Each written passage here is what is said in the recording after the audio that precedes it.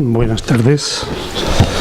Con esos ecos de fondo que se ven por la sala de cuando en cuando, que nos recuerdan que estamos en invierno, y en un invierno fuerte, vamos a comenzar hoy nuestra sesión.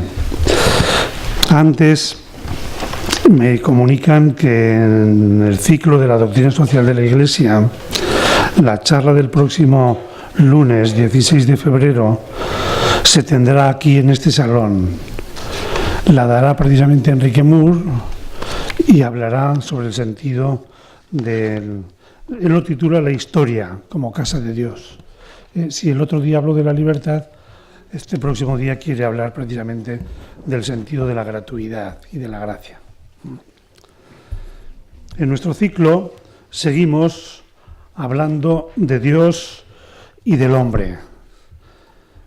Hemos hablado del problema que es hablar de Dios, hemos hablado de cómo enfrentarnos con nosotros mismos, con la condición del ser humano, también es una cuestión muy seria, y hoy vamos todavía a hacer la cosa más seria cuando unimos a Dios y al hombre.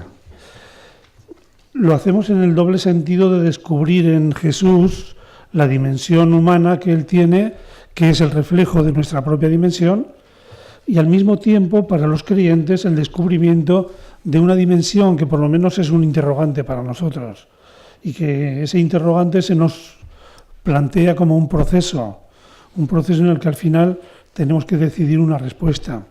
Lo hacemos las personas, pero luego también lo hacemos como comunidad de creyentes, y como comunidad el proceso, el marco de vida de una comunidad es mucho más largo que el que tenemos las personas individualmente. Por eso una comunidad se puede permitir tomárselo con más tiempo. Pero ahí, en ese encuentro con Él y en esa decisión en la que nos pone, es donde están enmarcadas estas dos conferencias últimas para hablar de Dios, hombre, y para hablar de Jesús de Nazaret. Inicia esa cuestión Jesús María Alemany, que es un tópico decir que no necesita presentación, pero sí, a Jesús María conviene presentarlo sobre todo como una persona entrañable a la que yo creo que todos queremos mucho. Eso es lo que más distingue a Jesús María, que se ha ganado sobre todo el afecto, y el afecto de una ciudad en donde es muy conocido y muy reconocido.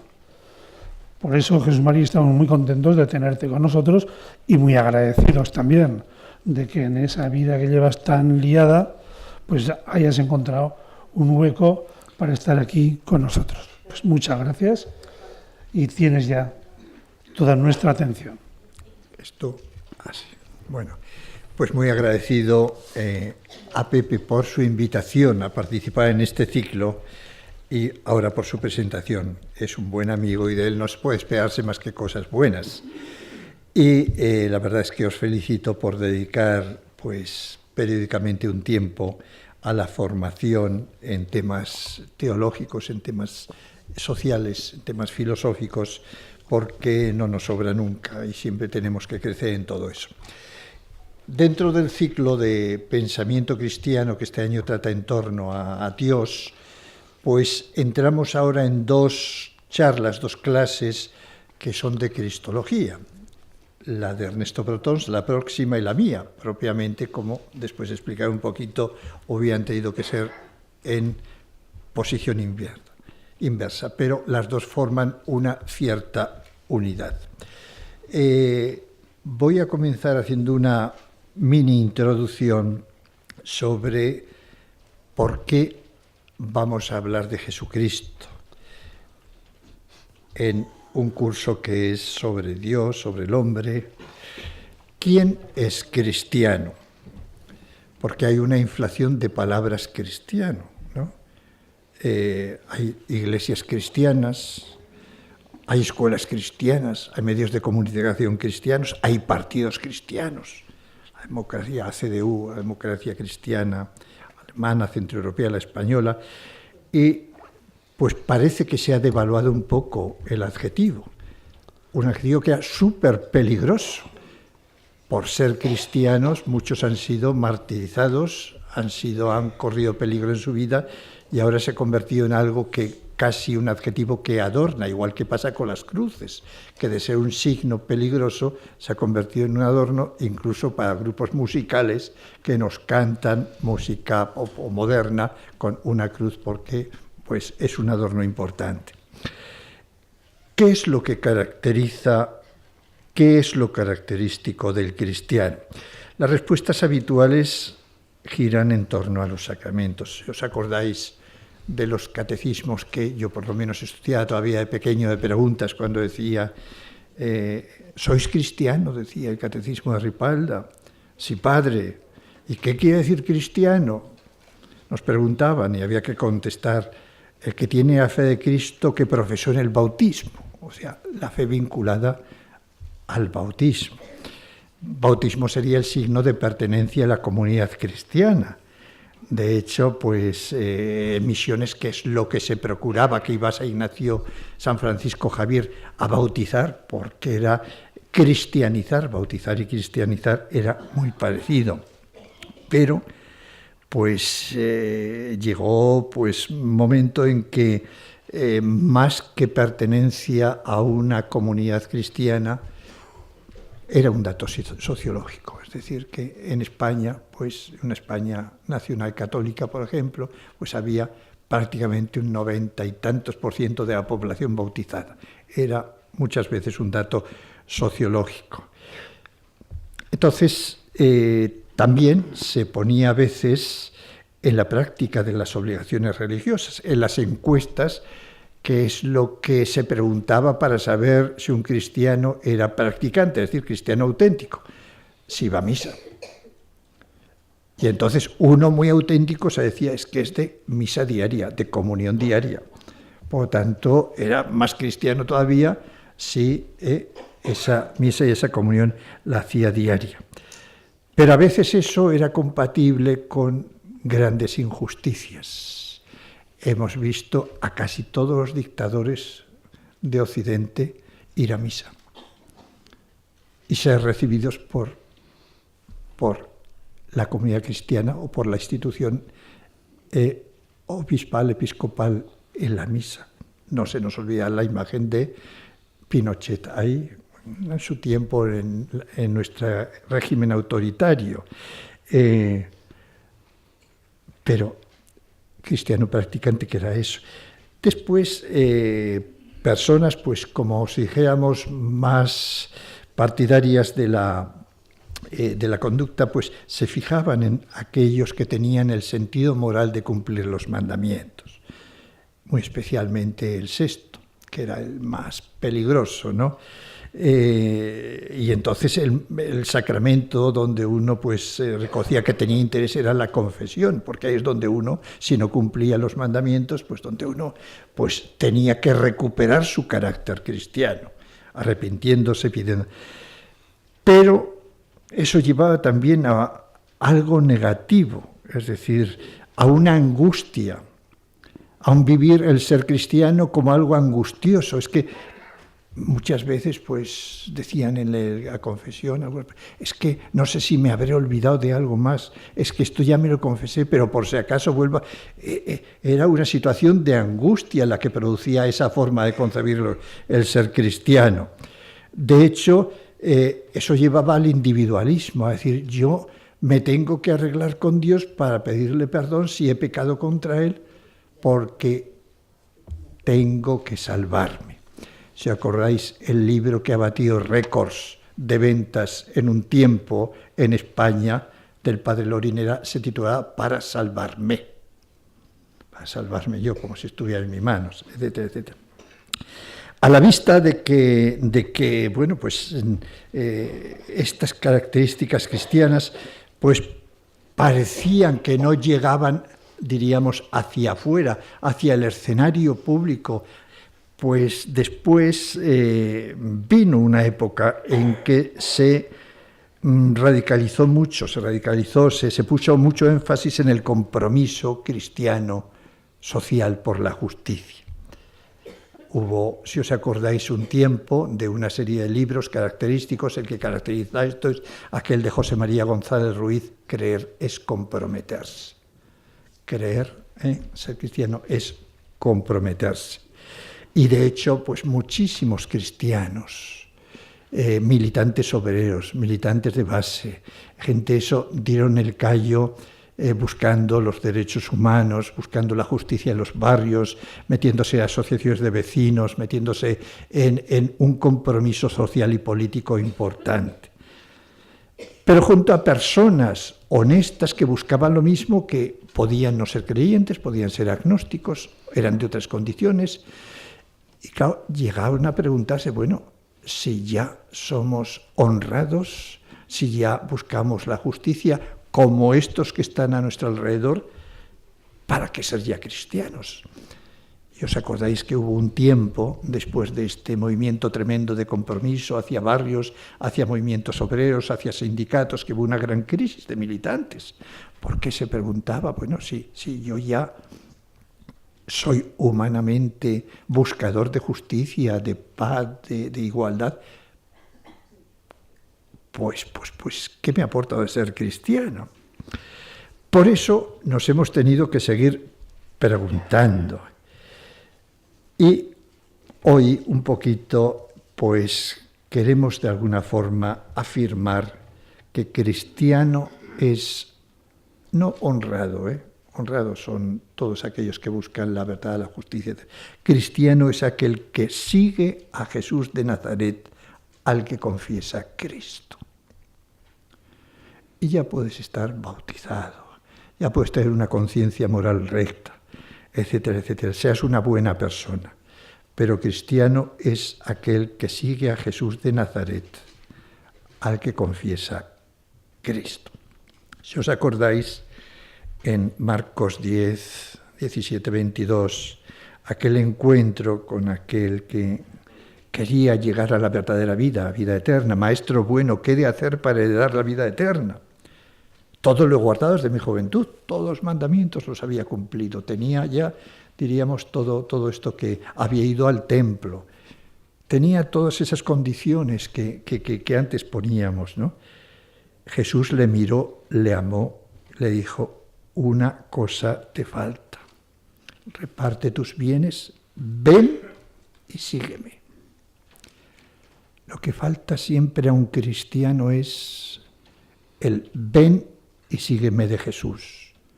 El ponerse en movimiento detrás de Jesús, siguiéndole. No admirándole, no imitándole solamente. A nivel de admiración, de imitación, pues muchas personas son prescindibles. Hay quien admira a Ronaldo o a Messi, hay quien admira a un cantante, hay quien admira a Teresa de Calcuta, a Gandhi. Pero en el fondo, el sentido de nuestra vida no lo hacen estas personas. Cuando decimos que seguimos a Jesús confesándolo en Cristo, decimos que es imprescindible, no solamente admirable y no solamente imitable, porque es una persona al que unimos el sentido, el porqué de nuestra vida y el destino de nuestra vida, el para qué de nuestra vida. Es decir, si vivimos humanamente, encontramos el sentido, el porqué en este mundo claroscuro, de buenos y malos días, en una vida claroscura de defectos, cualidades, con personas a nuestro alrededor también claroscuras, el decir que sí a esta realidad está vinculado a Jesús de Nazaret. Y el que esta realidad llegue a plenitud, la realidad humana, también está vinculada a Jesús de la plenitud. Recuerdo algunos textos de los Evangelios en que se ve cómo ya desde el principio, de una forma implícita, se va buscando la identidad de Jesús para la vida de aquellos que le encuentran. Que el texto tan bonito de Zaqueo, cuando pues venía Jesús y venía mucha gente y no podía, y luego se tuvo que subir un árbol porque trataba de ver quién era Jesús?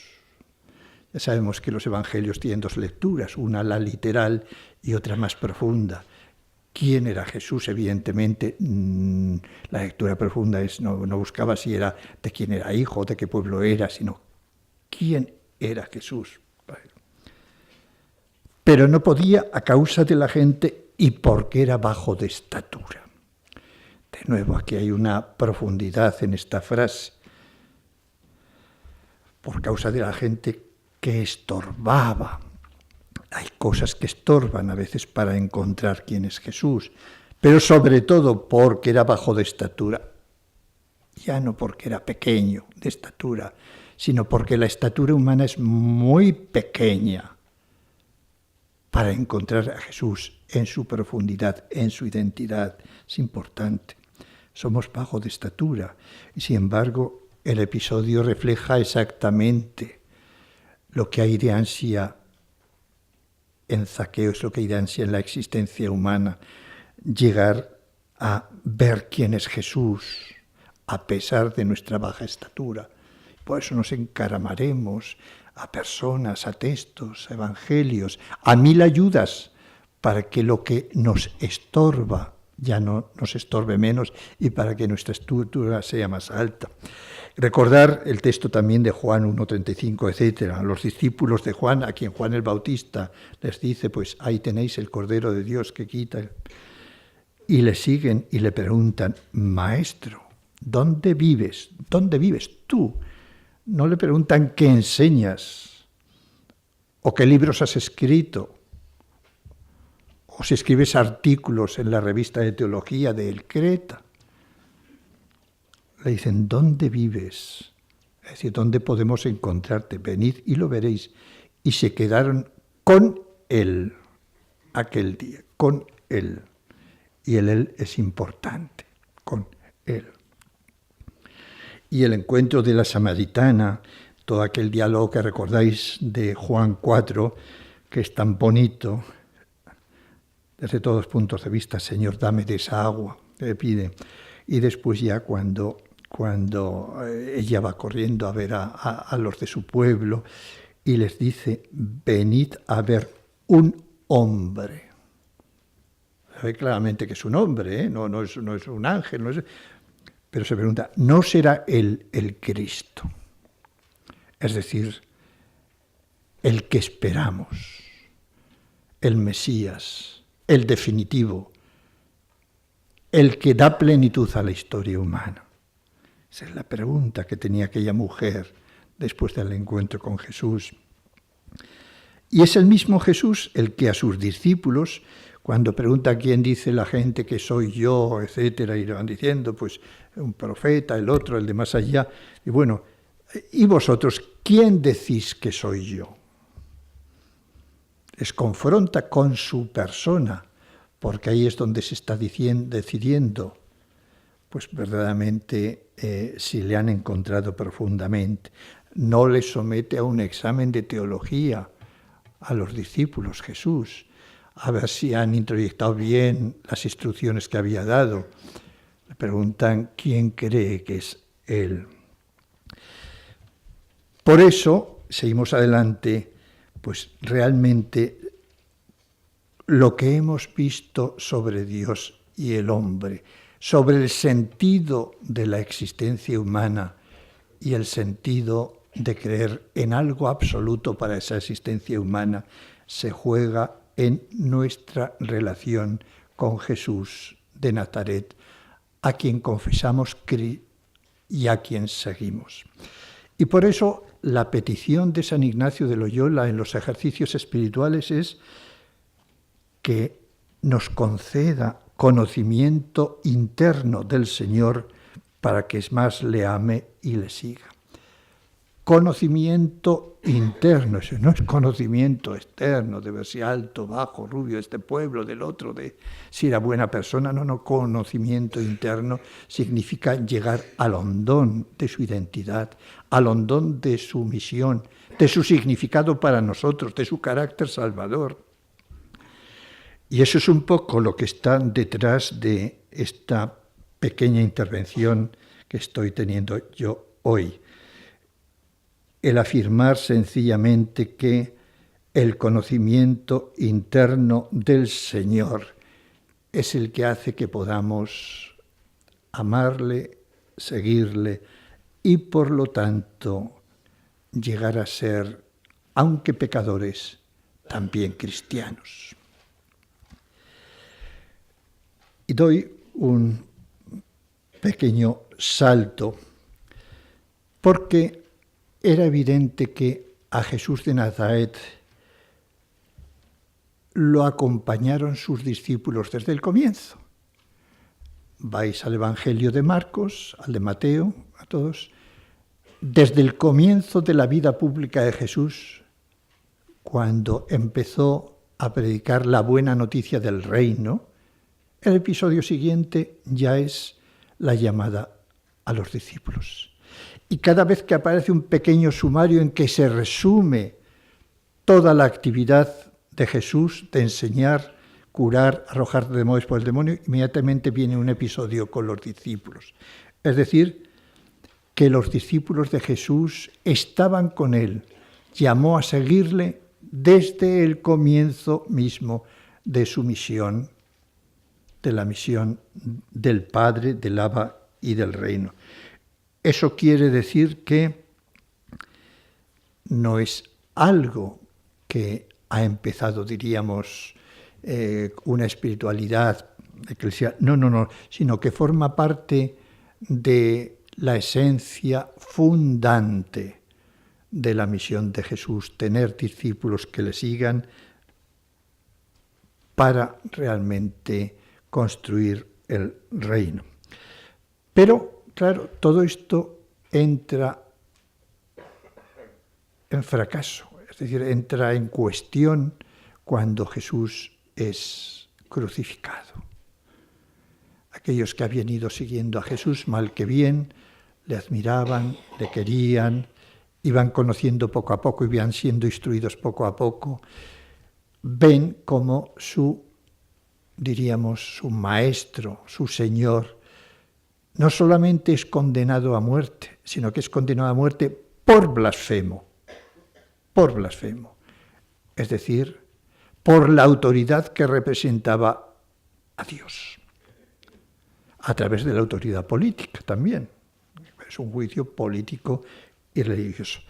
Y por eso entra en crisis este seguimiento de Jesús que ya era inicial. Después nosotros confesamos que Jesús resucitó.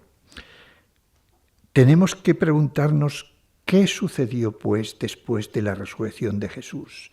No vamos a recorrer toda la historia de la relación de sus discípulos con el Maestro a lo largo de los evangelios, de la vida y muerte de Jesús, sino después de la resurrección.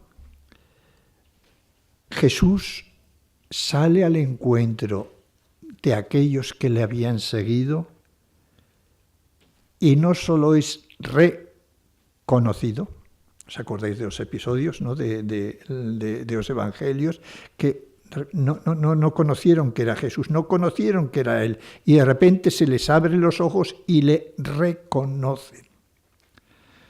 Pero claro, no solo le reconocen, es decir, no vuelven a la etapa anterior, no vuelven al momento de la vida de Jesús, sino le reconocen de una forma distinta, en plenitud.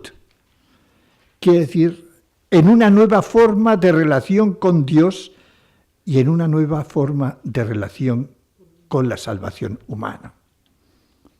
Esto es importante, porque uno de los rasgos de los encuentros pascuales de Jesús es el reconocimiento.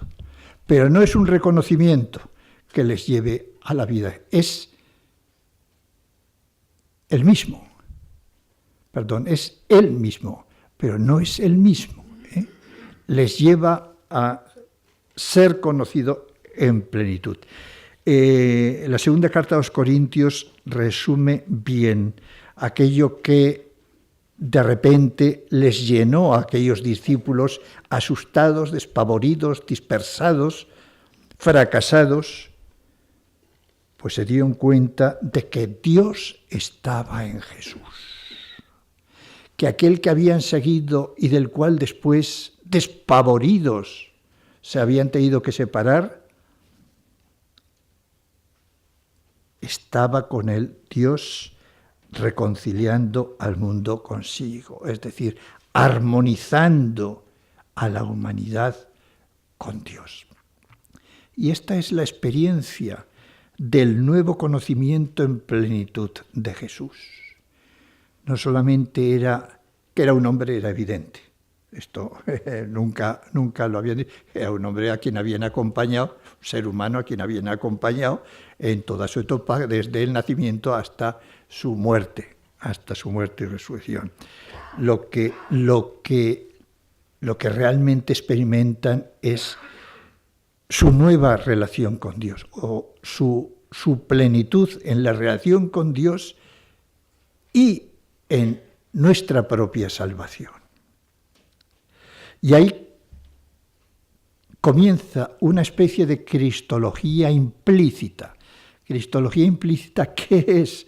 Es aquella que no proviene de un discurso, sino proviene de una convicción, de una experiencia que se manifiesta en la vida, que se manifiesta en la... Fijaos, los evangelios todos fueron escritos muy posteriormente. No hubo un periodista que fue tomando notas, como sabéis, de la vida, muerte de Jesús, sino que después de la experiencia pascual y en la vida de las comunidades, necesitaron volver a leer su vida y su muerte a la luz de la Pascua.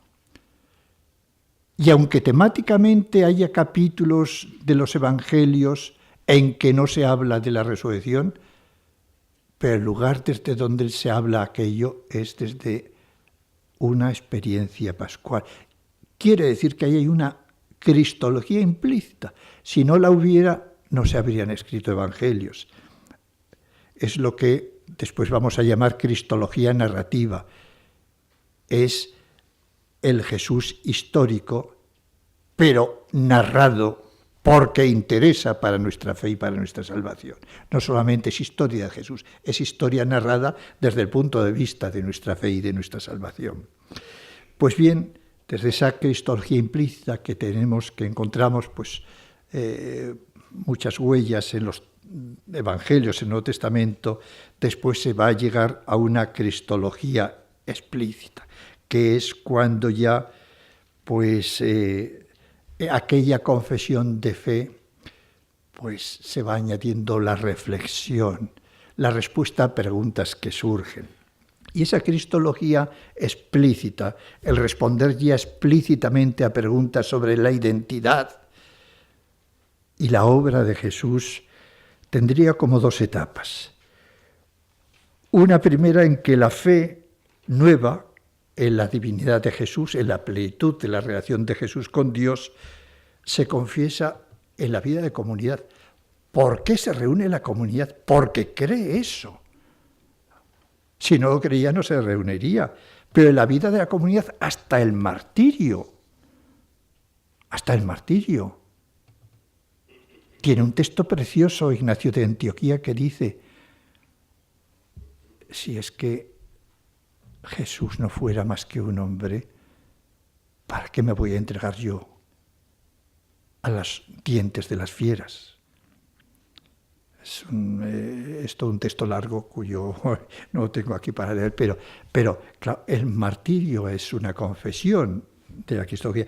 Pero en aquella época también pues hay, diríamos, un mosaico de títulos, de nombres, de imágenes que tenemos huella en todo el Nuevo Testamento y en la vida de comunidad sobre Jesús, y le llaman el Hijo, y le llaman el Señor, y le llaman el nuevo Adán, y le llaman hermano, y le llaman 1000 nombres, como después modernamente pues le hemos llamado pues también de forma el Alfa y Omega, que le llamó Teilhard de Chardin, o el Arlequín, que llamaron en el Gospel, que veíamos hace unos años, etc.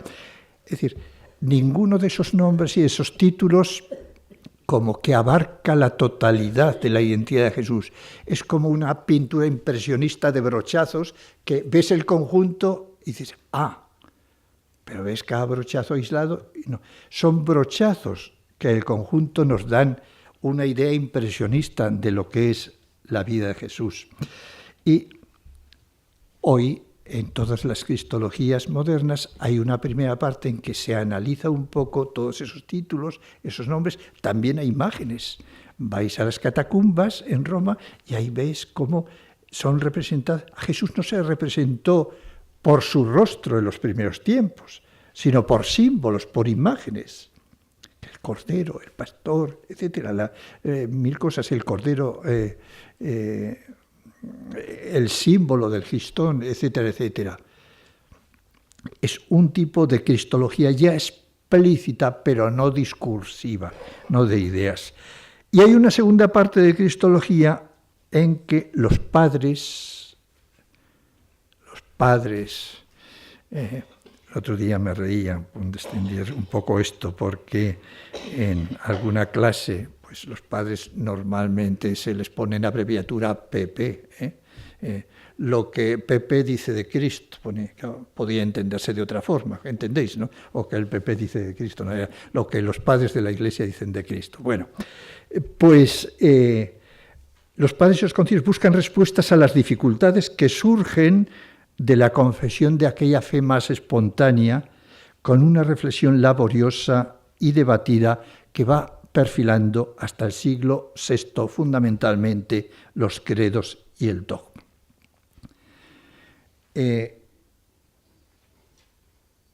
Aquí hay que, diríamos, poner de relieve que primero fue la fe y la convicción, y después el credo y los dogmas. No al revés. Nosotros no creemos porque tengamos que, en fin, responder al credo y a los dogmas. Sí, lo creo eso. No. La comunidad lo primero que hace es, y esto es muy importante, tener una convicción profunda, ese reconocer la plenitud en la relación de Jesús con Dios y con nuestra salvación. Y buscando respuestas a algunas cuestiones que surgen desde esa fe, pues se van, diríamos, creando, configurando los credos y los dogmas. Pero nunca ni un credo ni un dogma llegará a expresar la plenitud de la identidad de Jesús. Entonces, esto es muy importante, porque esto nos da una gran libertad. Por una parte, decimos, ¿crees? Sí, creo. En la misa pues tenemos el primer credo, que llama el credo de los apóstoles, aunque evidentemente no lo hicieron los apóstoles, sino que es muy posterior, ¿no?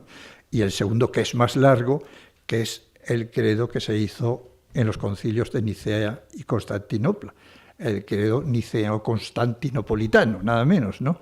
Dios de Dios, luz de luz, etcétera, etcétera, etcétera. Bueno, eso es una forma de expresar, de responder en un momento determinado a algo que es previo. ¿Y por qué aparece esta cristología explícita de los padres y los concilios? Sobre todo para encontrar respuesta a una doble pregunta. Cuando se llega a comprender la relación privilegiada de Jesús con Dios, que es el Hijo, por tanto su divinidad, claro, en el mundo judío hay un monoteísmo muy simple, no hay más que un solo Dios. ¿Cómo se puede unir que Dios es uno con el hecho de que Jesús sea Dios? ¿Serán dos? Y luego también el Espíritu. ¿Serán tres? Es lo que, por ejemplo, los musulmanes pues tienen dificultad para entender de los cristianos. Es que vosotros no creéis en un Dios, creéis en tres dioses. Pero la pregunta surge en el mundo judío, ¿eh? Entonces tienen que preguntarse cómo conciliar la divinidad de Jesús con el monoteísmo del Dios único judío. Y el problema no es solo si y cómo un ser humano puede ser Dios, sino si y cómo puede serlo ese ser humano. sufriente, crucificado, fracasado. Ese ser humano puede ser Dios, porque recordar que había otra posibilidad de ser humano, y se le presentó a Jesús en diversas ocasiones de su vida, y las reunieron todas en aquella escena de las tentaciones. Se podía ser humano, pero de una forma, diríamos, gloriosa, de una forma poderosa. Si eres hijo de Dios, tírate abajo. Es decir, y no, fue humano a la manera más sufriente, más fracasada. ¿Cómo conciliar eso con Dios? Esto es lo que le preocupaba a Arrio, y lo que hizo que Arrio decía, o Cristo era Dios y no podía sufrir, o sufrió y entonces no era Dios. Porque Dios puede hacer algo valioso, muy valioso por los hombres, pero no sufrir con ellos, porque entonces no sería Dios. Esta es un poco la dificultad a la que tienen que encontrar respuesta. Y puesto ya esto, ¿cómo es posible la coexistencia en Jesús simultánea de la divinidad y la humanidad? No solamente Jesús es Dios, sino... Y sabéis que en un mundo en que se extiende el cristianismo, que es un mundo helénico, la cultura griega, el mundo helénico, el mundo griego, pues hay como una división fuerte en el mundo de abajo y el mundo de arriba. El mundo de arriba, el de las ideas, el mundo espiritual, el mundo real, mientras el que de abajo es un mundo aparente, material, despreciable, etc. ¿Cómo va a ser posible que los dos mundos se concilien en Jesús, cuando el cristianismo se esperaba predicando en un mundo helénico donde existía esa conciencia de la incompatibilidad? Y por lo tanto, ¿cómo es posible la salvación? ¿Cómo es posible que sea salvador esa realidad? Pues bien, el proceso histórico de la respuesta a estas preguntas, primero la cristología implícita de la comunidad, de la confesión, del martirio, después de los padres, de los concilios, se va dando a lo largo de los 6 primeros siglos, siempre suponiendo que las preguntas parten no de un interés especulativo, para tener ideas claras, sino de un interés tremendamente vital, porque se juega nuestra salvación. Esto es muy importante. Las cuestiones que se hacen entonces los cristianos primero, luego los padres, luego los concilios, no tienen interés puramente expurgativo, sino absolutamente vital, porque es nuestra salvación lo que ahí se está jugando. Pues bien, esto era lo que lógicamente tenía que tratar mi compañero. Este es el tema donde hemos llegado, que tiene que tratar cuando el tema de Ernesto Brotos dice Jesús de Nazaret, cuando se convirtió en Dios, es precisamente esta historia. Y de esto tratará el próximo día. Por eso hemos alternado por necesidades técnicas el orden, porque eso hubiera convenido que hiciera antes. Después, el conocimiento y la confesión de Jesús encarnado, muerto y resucitado. Que los que siguen a Jesús, pues más o menos han ido formulando a lo largo de esta época, en todos esos círculos, repercute en círculos concéntricos en el conocimiento de Dios, en el conocimiento del hombre, en el conocimiento de la comunidad cristiana. El título de la charla esta que me puso Pepe es ¿y si hablamos de Dios hombre? Yo lo completo diciendo, después de lo que hemos dicho, ¿y si hablamos de un Dios hombre? ¿Cómo cambia nuestra comprensión de Dios y nuestra comprensión del hombre?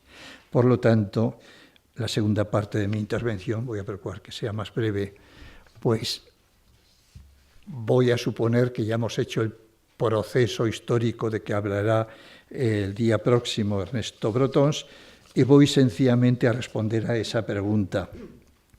¿Y si hablamos de Dios hombre? ¿Cómo comprendemos a Dios y cómo comprendemos al hombre? Y pasamos a la página siguiente del esquema. ¿Qué Dios, qué hombre se revelan para nosotros en Jesús, que es humano, que es hombre, pero crucificado y resucitado? Son tres momentos que son imprescindibles para comprender nuestra salvación, para comprender la identidad de Jesús y para comprender nuestro seguimiento de Jesús. Encarnación y vida de Jesús, muerte y resurrección. Y aquí tenéis el esquema puestos qué Dios, qué hombre, qué seguimiento se derivan de cada uno de estos momentos. Decimos de Jesús que era hombre como nosotros. Y decimos también que en él se revela Dios. Nos dice el Evangelio que a Dios no lo ha conocido, y dice él que al Padre no lo ha conocido nadie, sino el Hijo, y aquel a quien el Hijo se lo quiere revelar.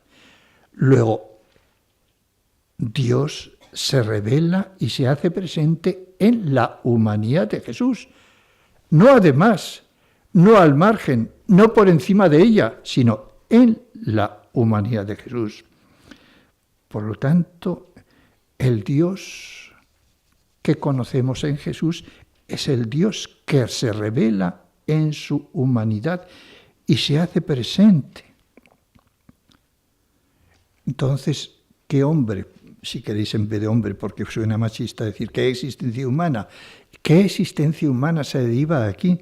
Se deriva que la existencia humana es precisamente el lugar del encuentro con Dios. No es ese mundo prescindible que tenemos que abandonar para ir a un lugar sagrado, para encontrarnos allí con Dios. No, es el lugar de encuentro con Dios.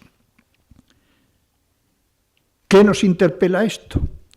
Pues como decía el padre Kolfenbach, a zambullirnos en la realidad humana, a superar la tentación de irrealidad que tenemos con la fe a veces, evadirnos de este mundo para irnos a un mundo espiritual. No, al Dios de Jesús solamente se le encuentra en la humanidad, en la existencia humana. Y solo si nos hacemos cargo de la realidad, podremos llegar a encuentro con Dios. No existe la alternativa entre Dios y el hombre. Cuanto más humanos, más cerca de Dios. Por eso nacemos homínidos y nos realizamos humanos. No nacemos humanos ya. A veces podemos rechazar el ser porque es que esta vida nos parece muy negra, muy difícil, muy dura o muy poco humana, y entonces nos quedamos en ser humanos, pero más que humanos, homínidos. Que dice, Rahner tenía un libro muy conocido que se llamaba Hominización y Humanización. Es decir, no es lo mismo haber sido hominizado, haber nacido, que humanizarse, que es una tarea constante. Bien, por lo tanto, no hay relación con Dios fuera de la existencia humana, ni hay relación con lo que sea humano, con cualquier momento, realidad de lo humano, que no sea y no pueda ser una relación con Dios. Por lo tanto, se nos invita a zambullirnos en lo humano, que es lo que nos está diciendo el Papa Francisco. No. Si es ahí donde la Iglesia tiene que estar. De ahí se sigue en una espiritualidad del seguimiento de Jesús, una forma de contemplación y una forma de compromiso. Jesús también contemplaba al Padre y oraba con el Padre, el Abba, y construía el reino, se comprometía con el reino. Pues a quien ha entendido esto, su contemplación es reconocer la presencia de Dios, trabajando en una historia donde muchas veces nos preguntamos si existe Dios. ¿Qué hace Dios en esta historia? Estar ahí presente, participando de ella, empujándola, trabajando en cada persona, en cada momento, en cada circunstancia. Pero es un ver con el corazón, es un ver en profundidad, por eso decimos que es contemplación, es un traspasar la realidad. El otro día nos decía alguien en un cursillo,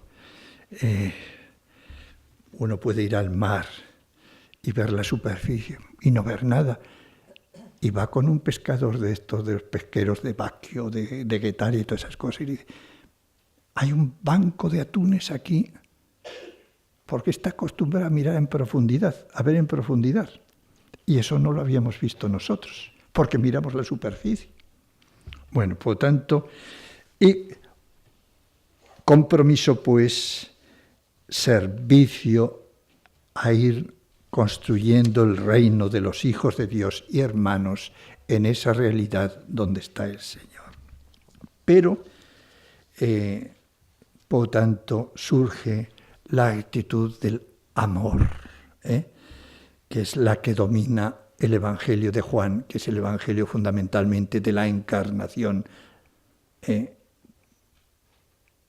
de la unión de la vida con la fe, con la luz. La palabra se hizo carne y habitó entre nosotros. El Hijo se hizo carne, es decir, ser humano débil y habitó entre nosotros. Voy adelante. Pero Jesús es también el Jesús crucificado. Y es un momento en que esa revelación de Dios presente es la revelación del dolor de Dios. Presente pero oculto, presente pero sufriente.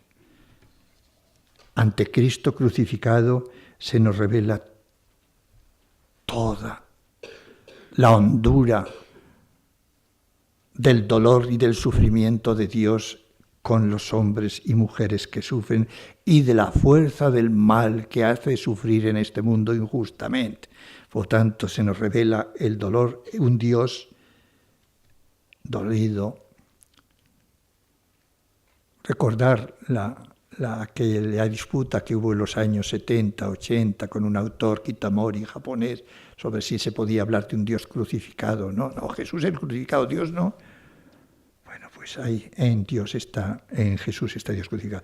Y por lo tanto la existencia humana se nos revela también como lugar del dolor de Dios y de los ídolos de muerte, de los ídolos que cometen injusticia.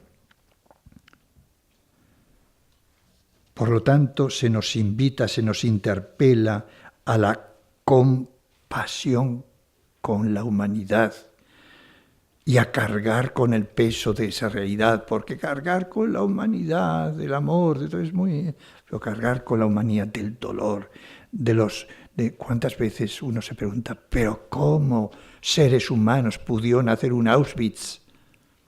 ¿Cómo seres humanos pudieron hacer las cosas que estamos viendo en Oriente Medio, en Siria, etcétera? Pues esa es la humanidad y ahí está Dios, pero ahí oculto. Entonces, no solamente la existencia humana es lugar de encuentro con Dios, sino es aquellos que sufren en la humanidad lugar privilegiado de encuentro con Dios. Los pobres, los pequeños, las víctimas de la historia. Hay un lugar privilegiado. Lo encontraremos sobre todo en los que sufren. Y la espiritualidad del seguimiento entonces es contemplar el dolor de Dios. Cuando contemplamos sufrimiento en la humanidad, Y al reconocer el mal, ¿os acordáis de aquella pregunta famosa, ¿no? ¿Dónde está Dios? Que tantas veces repetimos cuando vemos el dolor y el mal de este mundo. ¿Dónde está Dios? Ahí está. Y contemplar es tener la capacidad para reconocer que está ahí. Y comprometerse es servir a aquellos que sufren. Y también servir a un progreso de transformación de la humanidad hacia el reino, que haya menos sufrimiento humano. Es la misericordia, sobre todo. No solo el amor, sino es la misericordia. Y por lo tanto, necesitamos una fe profunda. Una fe profunda. Es el grito que está en el fondo de todo el Evangelio de Marcos, cuando Marcos nos pone toda la trayectoria sufriente de Jesús. Empieza diciendo, comienzo de la buena nueva de Jesús, Hijo de Dios. Pero a lo largo del Evangelio no vemos más que conflictos y fracasos. Y es al final, después de la cruz, cuando aquel centurión dijo, verdaderamente este es el Hijo de Dios. Llegar a poder decir eso en el servicio de los que sufren es fe. Es fe. Y lo encontramos en los Evangelios. Pero hay un tercer momento en esta cristología, en esta síntesis cristológica que hacemos después del proceso, ¿no? Que veis que ese Jesús crucificado es el resucitado. Y ahí de nuevo se nos revela Jesús resucitado como el lugar de la revelación de un Dios promesa, de humanidad nueva, de hombre nuevo, de un Dios que en Jesús nos da las primicias de una nueva humanidad, en Jesús resucitado. Y entonces la existencia humana se convierte en el lugar donde está ya en marcha la promesa, donde están las semillas, donde están los brotes, que como en las parábolas del Evangelio del Reino, de pequeñas se convertían en grandes. Pero el futuro ya no es algo absolutamente diferente de lo presente. Desde Jesús resucitado está ya el futuro entre nosotros presente. Y hay que dejarse llevar y colaborar con esa gracia que hay enterrada en nuestra realidad. Porque la leemos no solamente desde el presente y el fatado, sino desde el futuro. La realidad no es mentira, no, la realidad es promesa de lo que puede ser. Pablo nos dice en Romanos que la comunidad está en gemidos, como gemidos de parto. No son gemidos de muerte, son gemidos de parto, de algo nuevo, de una realidad nueva. Y por eso está el Espíritu que resucitó a Jesús de entre los muertos, está presente en la humanidad, entre nosotros.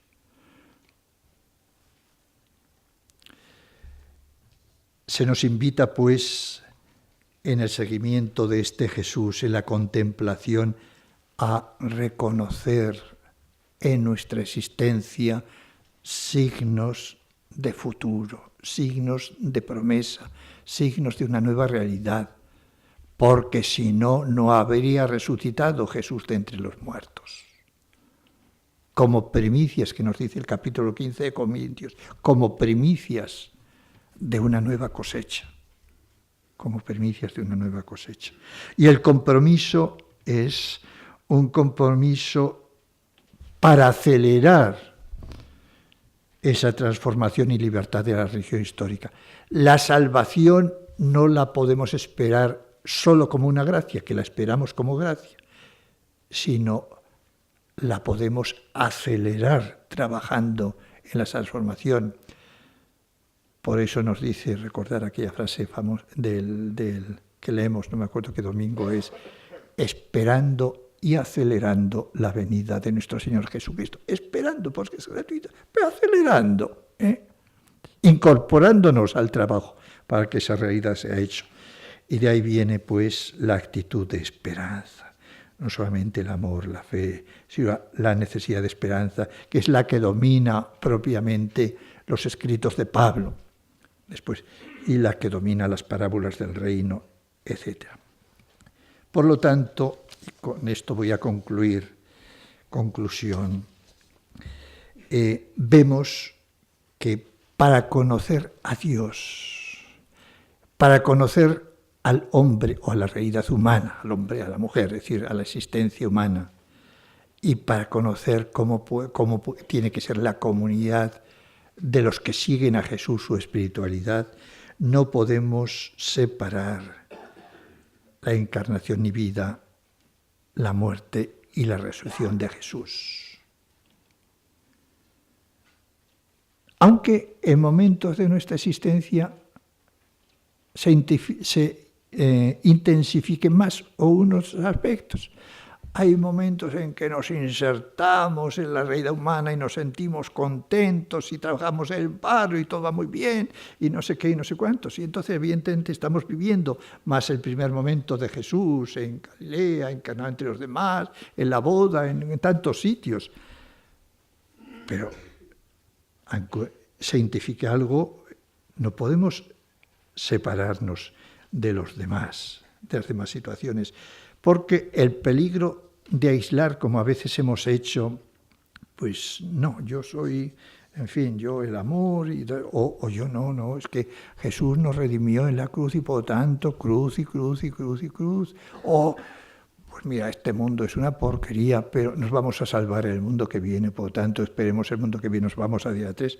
El peligro de separarlo, todo esto, es una espiritualidad patológica, no cristiana. Si aislamos el primer momento, pues caemos en el peligro de un optimismo secular, que en el fondo, ¿qué hace? Confirmar el status quo de los poderosos. Esta realidad ya es la definitiva, no hay nada que cambiar. Aquí amamos mucho y... Bueno, pues no. Esta realidad es también la realidad del sufrimiento, la realidad del mar, la realidad que necesita un futuro, una promesa. Si nos quedáramos solamente en el segundo momento, pues tendríamos el peligro de una neurosis del sacrificio, del dolor, que nos hace olvidar las causas del mal, porque Jesús murió por nosotros, pero le mataron. Murió porque aceptó amar y eso le llevó a no resistirse a la muerte. Pero hubo unas causas. Fue injusta su muerte, fue una condena injusta. Y si hay mucho dolor en el mundo, etc., hay dolor que procede de nuestra limitación humana y hay otro dolor que procede de enormes injusticias. Hoy ha salido una nueva encuesta sobre la pobreza en España. Es terrible, es tremenda. Hay causas. Y no podemos decir que Jesús nos redimió porque pagó con su muerte nuestros pecados. Eso no es una espiritualidad que reúna los tres elementos. Murió porque vivió con nosotros y eso le llevó, como a tantos otros seres humanos, a ser crucificado y al dolor. Y si aislamos el tercer momento, el momento de la resurrección, pues nos evadimos triunfalmente hacia adelante y nos olvidamos de este mundo, no vivimos nos evadimos simplemente este mundo. Y eso no es cristiano. O sea que cada uno de los momentos que vivimos, es lógico que estemos en un momento determinado, pero nos tiene que llevar a volver a recuperar los demás, porque los tres momentos se articulan mutuamente. Y fijaos también que es solamente al final de todo esto cuando podemos confesar el credo en la Trinidad. Creo en el Padre que por amor nos envió a su Hijo, en el primer momento. Creo en el Hijo que se entregó por nosotros, siguiendo el camino que le había marcado el Padre. Creo en el Espíritu, que fue la fuerza que empujó y que empuja a Jesús hacia una nueva humanidad, al hombre nuevo. La Trinidad no es algo que nosotros nos discurrimos a priori, discurriendo sobre Dios, no, es algo que está al final de un camino de fe que nosotros recorremos. Y resume González Faus, ¿no?, compañero conocido de vosotros, teólogo, y resumo también lo que he dicho en esta parte. Para el cristiano, la fe en este Jesucristo, hombre, es decir, humano, crucificado, resucitado, es la raíz, la plenitud y la compañera de la existencia humana. Raíz porque nos da el porqué.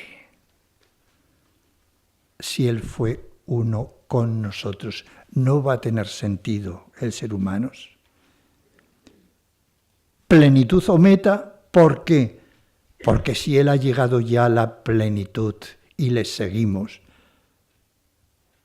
¿cómo vamos a dudar nosotros de que también podemos llegar a la plenitud?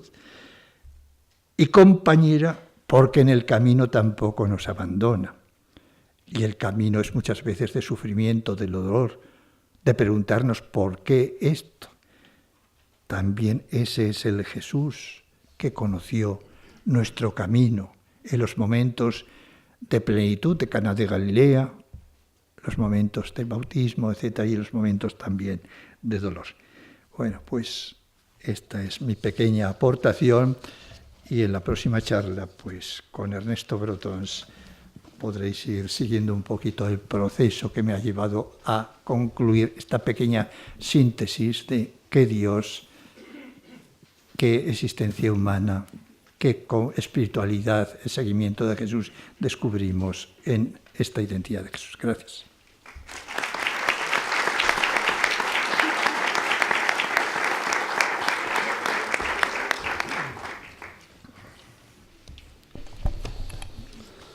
Y tenemos unos pocos minutos, tendremos que aprovecharlos para poder dirigir a Jesús Mari nuestras preguntas o nuestros comentarios.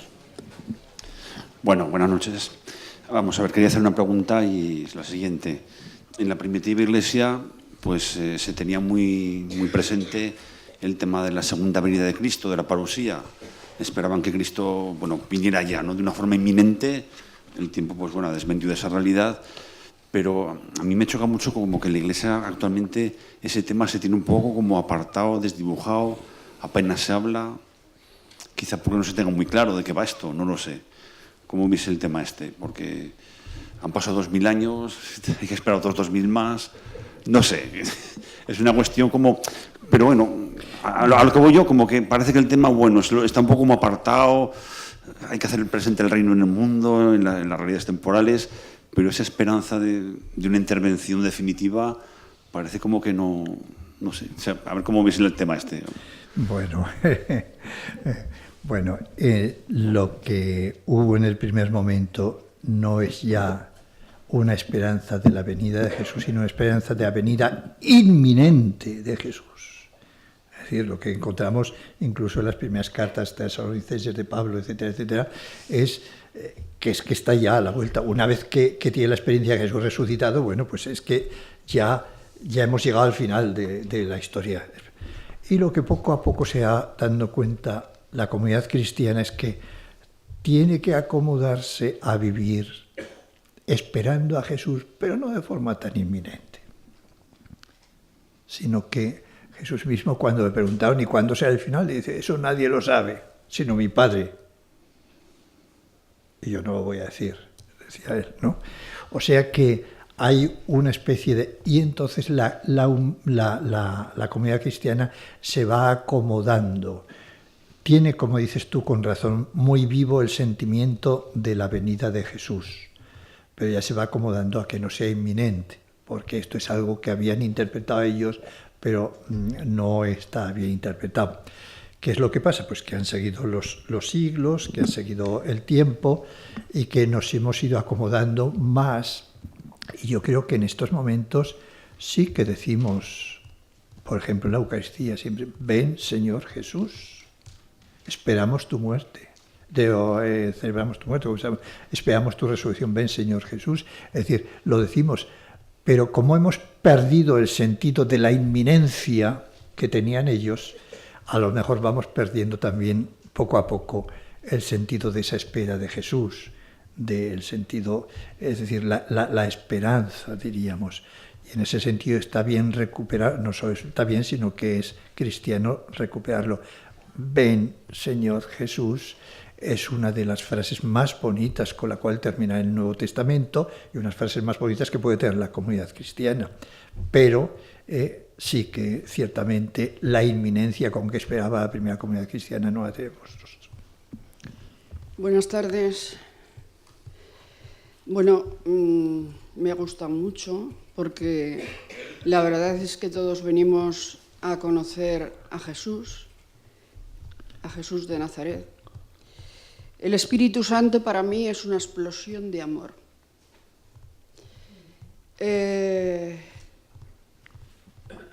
Para llegar a Dios tenemos un intermediario que es Jesús de Nazaret. ¿Por qué últimamente, y hace bastante tiempo, en las iglesias se habla poco de Jesús? Es decir, se hablan de las parábolas, pero el nombre de Jesucristo tiene que tener resonancia, porque la conversión de cada uno es personal e intransferible.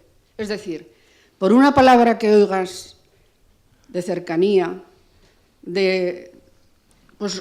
a mí me gustaría, por ejemplo, que los curas, el clero, la iglesia, hablase menos con el diccionario.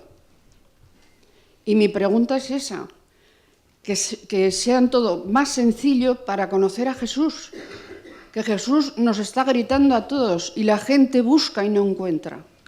Eso es lo que quiero saber. ¿Por qué no se hace de Jesús el gran protagonista?